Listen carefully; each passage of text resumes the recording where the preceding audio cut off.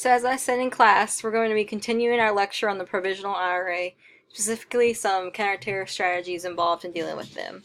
So a variety of strategies have been used in dealing with the PIRA, but ultimately they had to choose a ceasefire and political involvement to really stop the terror and the violence. The British government gathered intelligence via classified routes and through informers, agents, and spies posing in the IRA. They used such intelligence to thwart some of the planned PIRA attacks. For example, they thwarted the PIRA plan to bomb the Lago police station, instead ambushing the members and killing 8 of the IRA's Tyrone Brigade members, which was one of the IRA's biggest loss in modern times. The British and Loyalists were willing to talk with the PIRA as evidenced by secret meetings in the 1970s, but they never gave in to the PIRA demands for complete British military and political withdrawal from the territory, and PIRA would not accept anything less for a while. So PIRA could not achieve their goal through negotiation or force. However, the British used political power of the group as an incentive for disarmament. They suspended the Northern Ireland Assembly in 2000 and 2002 when PIRA was not fully disarming, which meant PIRA would not have political power without disarmament. But after the ceasefire, the group had to further disengage for a true renunciation of violence.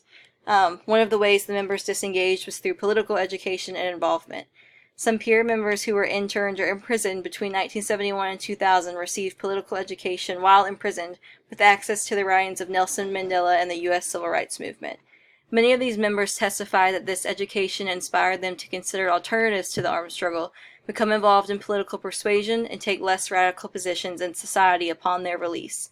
Becoming part of the political process and gaining political power in general has also helped prevent violence reoccurrence.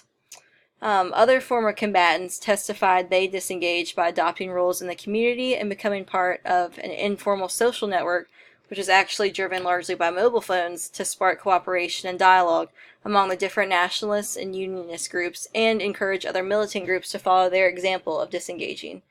Police actually have used some of these PIRA volunteers to end the violence between Republican and Loyalist communities, and meetings among the groups act as an early warning system to prevent violence from erupting. In this way, former PIRA terrorists have actually been able to act as peacekeepers, and hence terrorists to peacekeepers is the phrase that I put in this presentation. This network also helped contain trigger causes of terrorism by helping police the contentious geographic areas and certain infrastructure, as well as some of the problems of identity and culture. And it also prevented disengaged militants from returning to violence and helped mitigate opportunities for dissident groups. The network has also fostered disengagement and de-radicalization by reconstructing how communities see violence and therefore de-essentializing that violence. They've worked to frame violent acts as murder rather than acts of terrorism.